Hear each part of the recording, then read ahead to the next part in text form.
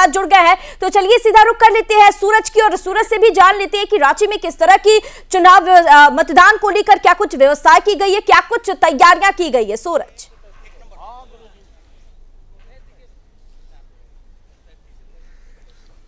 देखिए, झारखंड के आखिरी फेज के 38 विधानसभा सीटों पर सुबह से मतदान जारी है। राजधानी रांची के 2 सीटें काफी महत्वपूर्ण हैं, खिजरी और सिल्ली। सिल्ली की अगर बात करें तो सुदेश महतो है, जो कि आसू के प्रमुख है, सुप्रीमो है, अध्यक्ष है।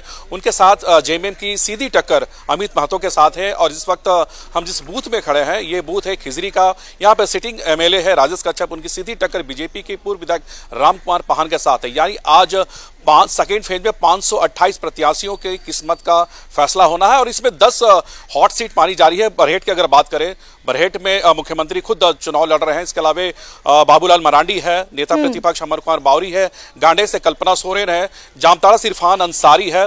दुमका अगर बात करें तो सोरेन फैमिली के छोटे भाई बसंत सोरेन की सीधी टक्कर बीजेपी के सुनील सोरेन के साथ है। इसके अलावा हम जामा सीट की अगर बात करें तो लुइस मरांडी के साथ बीजेपी के प्रत्याशी वहां पर खड़े हैं। सारठ है, गांडई है, ऐसे कई विधानसभा सीट है जो हॉट सीट मानी जा रही है।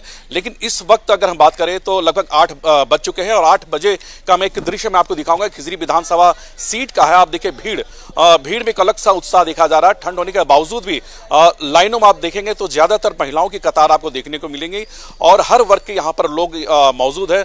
सुरक्षा के लिहाज से अगर बात करें तो कई बल यहाँ पर तैनात किए गए हैं। अगर हम ओवरऑल अगर बात करें तो 38 सीटों पर 528 प्रत्याशी है और 645 कंपनी है, यानी 600 विभिन्न कंपनियों को के जवान को तैनात किए गए हैं।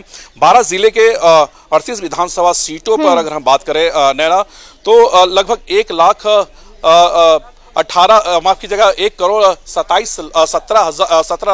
मतदाता आज अपने मत का प्रयोग कर रहे हैं। यानी नई सरकार, साफ सुथरी सरकार की तलाश में है लोग। अच्छे सरकार की को लेकर यहाँ पर लोग वोट कर रहे हैं। कुछ वोटर्स हैं, हम उनसे बात करते हैं कि इन मुद्दों को लेकर आपने वोट करी है।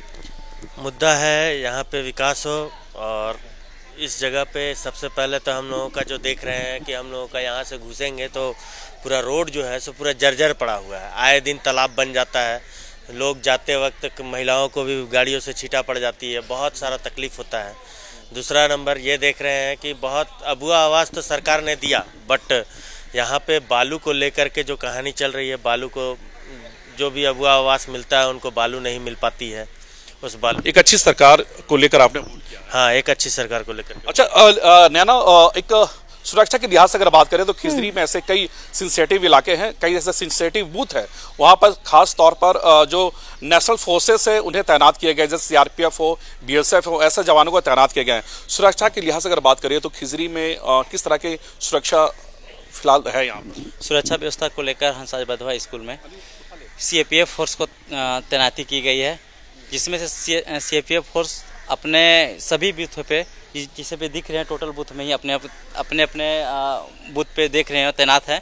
प्लस गेट के सामने भी सबको वोटर आईडी प्लस जो भी संदिग्ध लोग हैं उन लोग को देखकर या तो उसका क्या बोलते हैं, कोई पार्टी का अपना कोई पर्चा हो या छाप हो, उसको लेकर वो बाहर करा 100 गज के अंदर पे उन लोग कैंपस के 100 गज के अंदर के बाहर जितने भी हैं उन लोग को भेजा जा रहा है। बाकी पार्किंग का व्यवस्था क्या है, बाकी यहाँ के लोगों को आने के लिए सुविधा तैयार की गई है। वॉलंटियर लोग यहाँ पे वॉलंटियर तैनात है और सभी बूथों के सामने भी होमगार्ड। अगर नक्सली क्षेत्र की अगर बात करें तो खिजरी के भी ऐसे कई इलाके हैं जो नक्सली क्षेत्र में आते हैं, जो विधानसभा है, तो वैसे जगहों में किस तरह की सुरक्षा है? हाँ, यहाँ पे 22 टोटल नक्सल प्रभावित मतदान केंद्र है, 16 बिल्डिंग है। 16 बिल्डिंग में टोटल सीआरपीएफ फोर्स की तैनात किया गया है। कल से ही P-1 पे टोटल बूथों में एरिया डोमिनेशन, एरिया सैनिटाइजेशन और प्लस आरोपी फोर्स बूथ मतदान केंद्रों में जाने के लिए आरोपी लगाई गई है।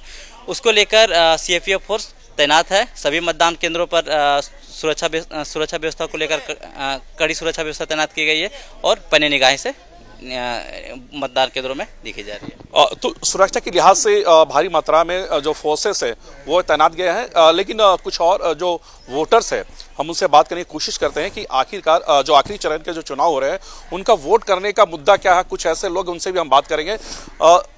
वोट का मुद्दा क्या रहेगा इस बार?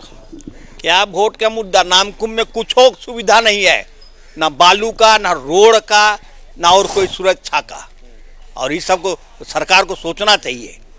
ये तो निकम्मी सरकार सब है बस। क्या मुद्दा रहेगा वोट का?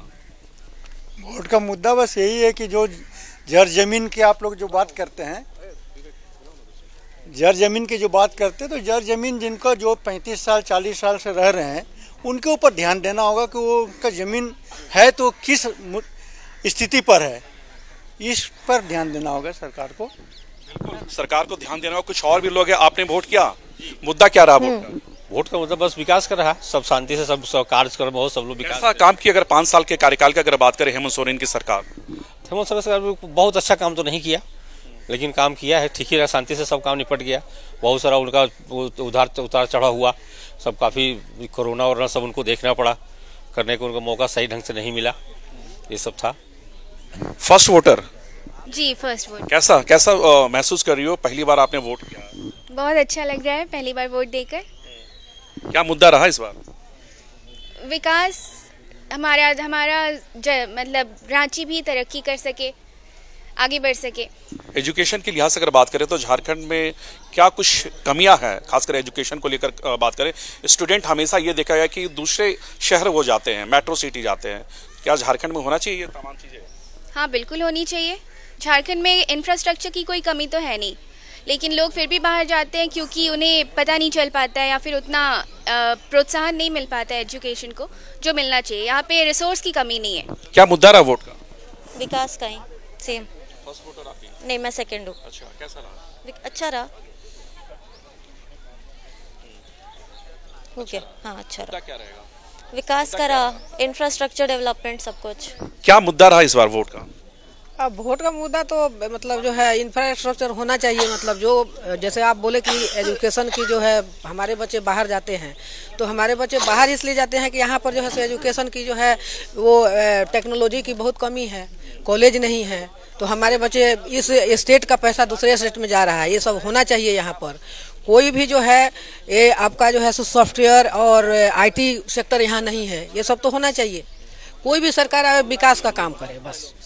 बिल्कुल। चूंकि सूरज ये महिला है और जो मुद्दा जो रहा है इस बार, और खासकर युवाओं में एक अलग सा